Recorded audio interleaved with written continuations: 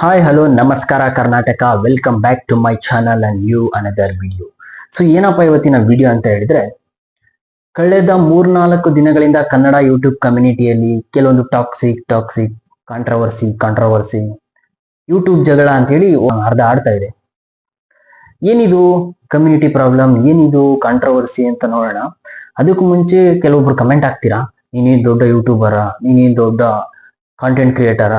ನಾನು ಒಬ್ಬ ಕರ್ನಾಟಕದ ಪ್ರಜೆಯಾಗಿ ಮಾತಾಡ್ತಾ ಇದ್ದೀನಿ, ನನಗನ್ಸಿದ್ದನ್ನ ಮಾತಾಡ್ತಾ ಇದ್ದೀನಿ. ಮತ್ತೊಮ್ಮೆ ಹೇಳ್ತಾ ಇದ್ದೀನಿ, ನನಗನ್ಸಿದ್ದನ್ನ ನಾನು ಮಾತಾಡ್ತಾ ಇದ್ದೀನಿ. ನನಗೆ ಈ ಕಾಂಟ್ರವರ್ಸಿ ಬಗ್ಗೆ ನೋಡಿದಾಗ ಮೊದಲಿಗೆ ಗೊತ್ತಾಗಿದ್ದು ಇದು ಒಂದು ಮೋಟೋ ಲಾಗಿಂಗ್ ಕಮ್ಯುನಿಟಿ ಪ್ರಾಬ್ಲಮ್ ಅಂತೇಳಿ. ಮೇ ಬಿ ಇರ್ಬೋದೇನೋ ಅಂತ ಅನ್ಕೊಂಡೆ. ಇದು ಮೋಟೋ ಲಾಗಿಂಗ್ ಕಮ್ಯುನಿಟಿ ಇಶ್ಯೂ ಅಲ್ಲ ಅಂತ ಯಾಕೆ ಗೊತ್ತಾಯ್ತು ಅಂದ್ರೆ, ಮೋಟೋ ಲಾಗಿಂಗ್ ಕಮ್ಯುನಿಟಿ ಹೊರಗಡೆ ಇದ್ದಂಥವರು ಸಹ ಇದ್ರಲ್ಲಿ ಬೆಳೆ ಬೇಯಿಸ್ಕೊಂಡ್ರು. ಆಗ ಒಂದು ಕನ್ಫರ್ಮ್ ಆಯ್ತು, ಇದು ಮೋಟೋ ಲಾಗಿಂಗ್ ಕಮ್ಯುನಿಟಿ ಇಶ್ಯೂ ಅಲ್ಲ ಅಂತ ಹೇಳಿ. ಯಾಕಪ್ಪ ಅಂದ್ರೆ, ಕರ್ನಾಟಕಕ್ಕೆ ಆನ್ಲೈನ್ ಭಿಕ್ಷಾಟನೆಯನ್ನ ಪರಿಚಯ ಮಾಡಿದಂಥವರೆಲ್ಲ ಬಂದು ಇದ್ರಲ್ಲಿ ಬೆಳೆ ಬೇಯಿಸ್ಕೊಂಡ್ರು. ಮೂವಿ ಪ್ರಮೋಷನ್ ಮಾಡ್ತಾ ಇದ್ದಂಥವರೆಲ್ಲ ಬಂದು ಇದ್ರಲ್ಲಿ ಬೆಳೆ ಬೇಯಿಸ್ಕೊಂಡ್ರು. ಆಗ ಕನ್ಫರ್ಮ್ ಆಯ್ತು, ಇದು ಮೋಟೋ ಲಾಗಿಂಗ್ ಕಮ್ಯುನಿಟಿ ಇಶ್ಯೂ ಅಲ್ಲ ಅಂತೇಳಿ. Okay, moto logging community issue ಅಲ್ಲ ಅಂದ್ಮೇಲೆ ಇನ್ಯಾವ ಇಶ್ಯೂ ಆಗಿರ್ಬೋದು ಅಂತೇಳಿ ನೋಡಿದೆ. ಇನ್ ಕೆಲವರು ಹೇಳ್ತಾ ಇದ್ರು, ಇದು ಟಿಪಿಕಲ್ ಕನ್ನಡಿಗ ವರ್ಸಸ್ ಮೋಟೋ ಲಾಗಿಯರ್ ಇಶ್ಯೂ ಅಂತೇಳಿ ಕೆಲವರು ಹೇಳ್ತಾ ಇದ್ರು.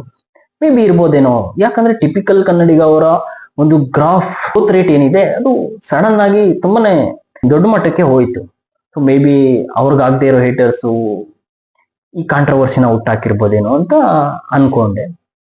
ಸೊ ಆಮೇಲೆ ಗೊತ್ತಾಯ್ತು, ಇದು ಅಲ್ಲ ಅಂತ ಹೇಳಿ. ಸೊ ಆಮೇಲೆ ಅನ್ಕೊಂಡೆ, ಇದರ ಒಂದು ಡಿಕೋಡ್ ಮಾಡ್ತಾ ಹೋದಾಗ ನನಗನ್ಸಿದ್ದು ಇದು ಇಶ್ಯೂ ಬಂದು Kannada YouTube content creators versus OGCಗಳ ಮಧ್ಯೆ ಇರತಕ್ಕಂತಹ ಕಾಂಟ್ರವರ್ಸಿ. ಏನ್ ಈ OGC ಅಂತೀರಾ?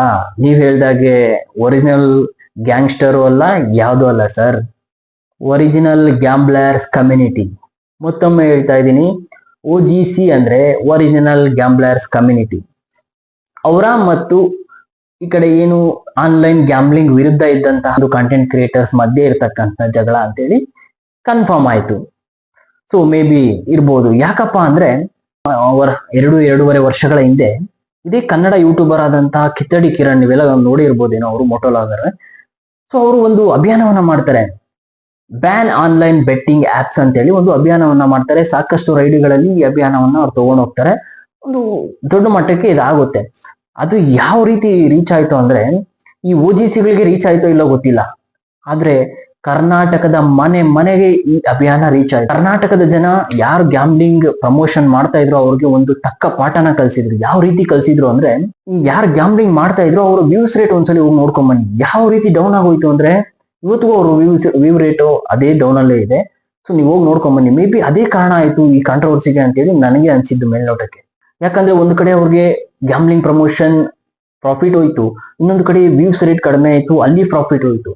ಸೊ ಆದ ಕಾರಣ ಯಾರ್ಯಾರು OGC ಗ್ಯಾಂಗ್ ಅಲ್ಲಿ ಇದ್ರು, ನಾನು ಗ್ರೂಪ್ ಅಂತ ಕರೆಯಲ್ಲ, ಅದನ್ನ OGC ಗ್ಯಾಂಗ್ ಅಂತಾನೆ ಕರಿತೀನಿ, ಗ್ಯಾಂಬ್ಲರ್ಸ್ ಕಮ್ಯುನಿಟಿ, ಇವರೆಲ್ಲ ತನ್ನಷ್ಟಕ್ಕೆ ತಾನೇ ಗ್ಯಾಂಬ್ಲಿಂಗ್ ಪ್ರಮೋಷನ್ ನಿಲ್ಸ್ಬೇಕಾಯ್ತು. ಇನ್ನು ಮನ ಪರಿವರ್ತನೆ ಆಗಿ ನಿಲ್ಸಿದ್ರ? ಖಂಡಿತ ಇಲ್ಲ ಸರ್. ಕರ್ನಾಟಕ ಜನತಾ ಕೊಟ್ಟಂತ ಉತ್ತರ ಹೇಗಿತ್ತು ಅಂದ್ರೆ, ಅವರು ನಿಲ್ಲಿಸ್ಲೇಬೇಕಾಯ್ತು, ಅನಿವಾರ್ಯತೆ ಇಲ್ಲ, ಪ್ರಮೋಷನ್ ನಿಲ್ಲಿಸ್ಲೇಬೇಕಾಯ್ತು. ಆ ಪ್ರಮೋಷನ್ ನಿಲ್ಸಿದ್ರು ಸದ್ಯದ ಮಟ್ಟಿಗೆ. ಮೇ ಬಿ ಅದೇ ಕಾರಣ ಆಯ್ತು ಈ ಕಾಂಟ್ರವರ್ಸಿಗೆ ಅಂತೇಳಿ ನನಗೆ ಮೇಲ್ನೋಟಕ್ಕೆ ಅನ್ಸಿದ್ದು. ಆನಂತರ ನೋಡ್ತಾ ಇದ್ದೆ, ಅದಕ್ಕೂ ಮುಂಚೆ ಈ ಗ್ಯಾಂಬ್ಲಿಂಗ್ ಪ್ರಮೋಷನ್ ಯಾರ್ಯಾರು ಮಾಡ್ತಾ ಇದ್ರಾ, ಹಿಂದೆ ಯಾರು ಮಾಡಿದ್ರಿ, ಈಗ ಯಾರು ಮಾಡ್ತಾ ಇದ್ರಾ, ಮುಂದೆ ಯಾರು ಮಾಡ್ತೀರಾ, ಅವ್ರಿಗೆಲ್ಲ ಒಂದು ಹೇಳ್ತೀನಿ ಕೇಳಿ.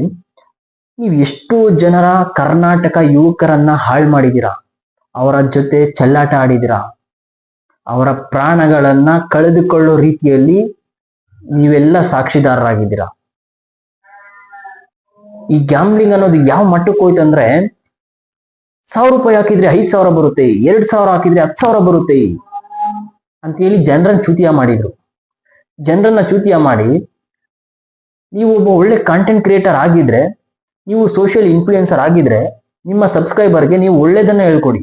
ಆಗ್ಲಿಲ್ವಾ ನಿಮ್ ಕೈಲಿ ಒಳ್ಳೇದನ್ನ ಹೇಳ್ಕೊಡಕ್ಕೆ? ಕೆಟ್ಟದ್ದನ್ನ ಕಲ್ಸಕ್ ಹೋಗ್ಬೇಡಿ. ನಿಮ್ಮ ತೆವಲುಗಳನ್ನ ತೀರಿಸ್ಕೊಳ್ಳೋದಕ್ಕೆ ಕರ್ನಾಟಕದ ಅಮಾಯಕ ಯುವಕರನ್ನ ಬಲಿ ತಗೊಂಡಿದ್ದೀರಾ. ನನಗೆ ಒಂದಂತೂ ಅರ್ಥ ಆಗಿಲ್ಲ, ಈ ಗ್ಯಾಂಬ್ಲಿಂಗ್ ಪ್ರಮೋಷನ್ ಮಾಡಿದ್ರಲ್ಲ, ನೀವು ಆ ಗ್ಯಾಂಬ್ಲಿಂಗ್ ಪ್ರಮೋಷನ್ ಇಂದ ಊಟ ಮಾಡ್ತೀರಾ, ನಿದ್ದೆ ಮಾಡ್ತೀರಾ? ಊಟ ಮಾಡಿದ ಅರ್ಗುತ್ತಾ? ಇಲ್ಲ ನಿದ್ದೆ ಬರುತ್ತಾ? ಮನುಷ್ಯರಿಗಾದ್ರೆ, ಮಾನವೀಯತೆ ಇರೋರ್ಗಾದ್ರೆ ನಿದ್ದೆನೂ ಬರಲ್ಲ, ಊಟ ಆಗೋದೂ ಇಲ್ಲ. ಯಾಕಂದ್ರೆ ಇದ್ರ ಯುವಕರ ಮೇಲೆ ಪರಿಣಾಮ ಬೀಳುತ್ತಪ್ಪ ಅಂತೇಳಿ ಮನಸ್ಸಿನಲ್ಲಿ ಕೊರಗ್ತಾ ಇರುತ್ತೆ. ಆದ್ರೆ ಇವ್ರಿಗೆ ಏನು ಆಗ್ತಾ ಇಲ್ಲ ಅಂದ್ರೆ ನನಗ ಆಗ ಅರ್ಥ ಆಯ್ತು, ಇವ್ರು ಯಾರು ಮನುಷ್ಯರಲ್ಲ, ಪ್ರಾಣಿಗಳಾಗಿ ಈ ಗ್ಯಾಮ್ಲಿಂಗ್ ಪ್ರಮೋಷನ್ ಮಾಡಿದ್ದಾರೆ ಅಂತೇಳಿ ಆಗ ಒಂದು ಕನ್ಫರ್ಮ್ ಆಯ್ತು. ಅದಾದ ನಂತರ ಕಾಂಟ್ರವರ್ಸಿಗೆ ಬರೋಣ. ಈ ಕಾಂಟ್ರವರ್ಸಿ ಯಾಕಾಯ್ತು ಏನು ಅಂತೇಳಿ ಡಿಕೋಡ್ ಮಾಡ್ತಾ ಹೋದಾಗ ಇವತ್ತೊಂದು ಟಿವಿ ಅವರು ಒಂದು ವಾಯ್ಸ್ ನೋಟ್ ಅನ್ನ ಹಾಕಿದ್ದಾರೆ ಅವ್ರ ಚಾನಲ್ ಅಲ್ಲಿ. ಅದಕ್ಕೂ ಮುಂಚೆ ಹೇಳ್ತೀನಿ, ಡಿವಿ ಇನ್ ಕನ್ನಡ ಇಂಗ್ಲಿಷ್ ಚಾನಲ್ ಹಾಗೆ DNT ವ್ಲಾಗ್ಸ್ ಮೂರಕ್ಕೂ ನಾನು ಸಬ್ಸ್ಕ್ರೈಬರ್ ಮತ್ತೊಮ್ಮೆ ಹೇಳ್ತಾ ಇದ್ದೀನಿ. ಸೊ ಅಲ್ಲಿ ಗೊತ್ತಾಯ್ತು, ಆ ವಾಯ್ಸ್ ನೋಟ್ ಹಾಕಿದಾಗ ಇದು ಟಿಪಿಕಲ್ ಕನ್ನಡಿಗ ವರ್ಸಸ್ ಡಿವಿ ಅವರ ಮಧ್ಯೆ ಇರ್ತಕ್ಕಂಥ ಜಗಳ ಅಂತೇಳಿ ಕನ್ಫರ್ಮ್ ಆಗುತ್ತೆ.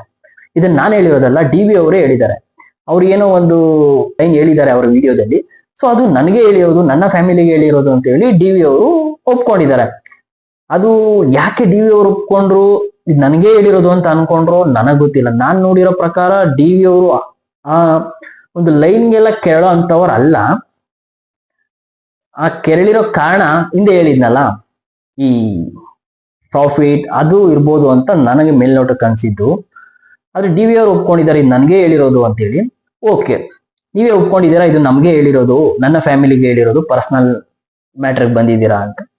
ಓಕೆ, ಅವರು ಅದ್ರಲ್ಲಿ ನಿಮ್ಮ ಹೆಸರು ಯೂಸ್ ಮಾಡಿಲ್ಲ. ಓಕೆ, ಅದು ಬಿಟ್ಟಾಕಿ. ನಿಮ್ಮಿಬ್ಬರ ಮಧ್ಯೆ ಇರ್ತಕ್ಕಂಥ ಜಗಳ, ಓಕೆನಾ?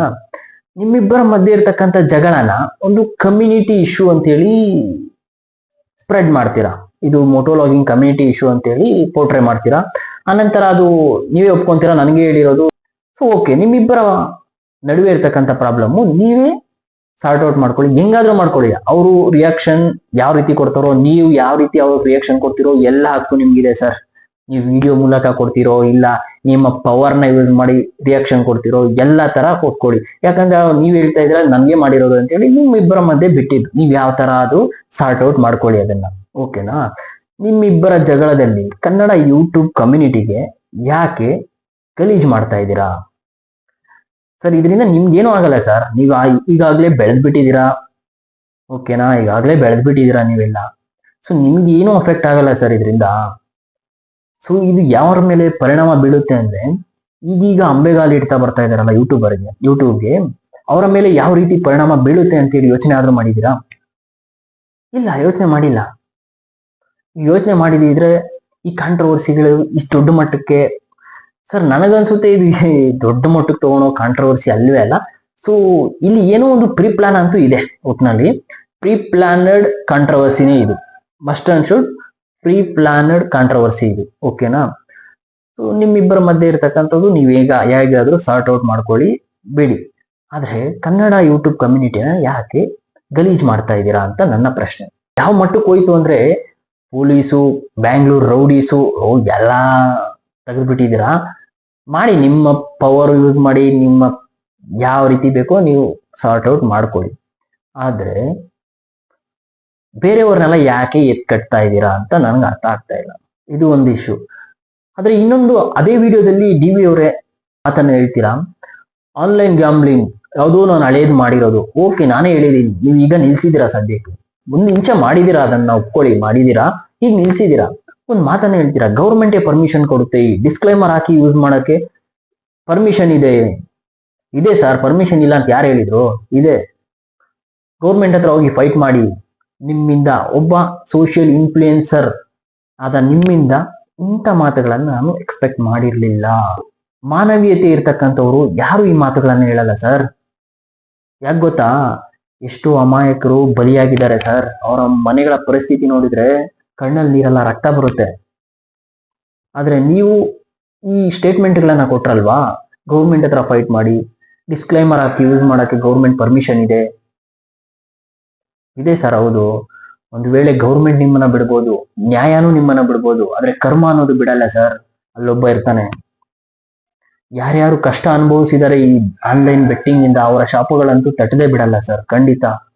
ಈ ಸದ್ಯದ ಮಟ್ಟಿಗೆ ನೀವು ಚೆನ್ನಾಗಿರ್ಬೋದು ಸರ್, ಕರ್ಮ ಅನ್ನೋದು ಒಂದಲ್ಲ ಒಂದ್ ದಿವಸ ಹೊಡೆದೇ ಹೊಡುತ್ತೆ ಸರ್ ರಿಟರ್ನ್. ಕೊನೆಯದಾಗಿ ಒಂದನ್ನ ಹೇಳ್ತೀನಿ, end controversy, end toxicity, save Kannada YouTube community. ಇಷ್ಟನ್ನ ಹೇಳಕ್ ಇಷ್ಟಪಡ್ತೀನಿ ಸರ್.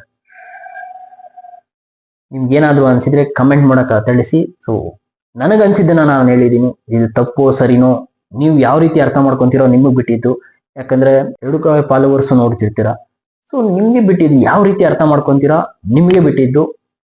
ಸೊ ಪರ್ಸನಲ್ ಆಗಾದ್ರೂ ತಗೊಳ್ಳಿ, ಯಾವ ರೀತಿ ಆದ್ರೂ ತಗೊಳ್ಳಿ, ನನಗನ್ಸಿದ್ದನ್ನ ನಾನು ಹೇಳಿದ್ದೀನಿ. ಒಟ್ನಲ್ಲಿ ಒಂದನ್ನ ಹೇಳ್ತೀನಿ, ಎಂಡ್ ಕಾಂಟ್ರವರ್ಸಿ. Thank you.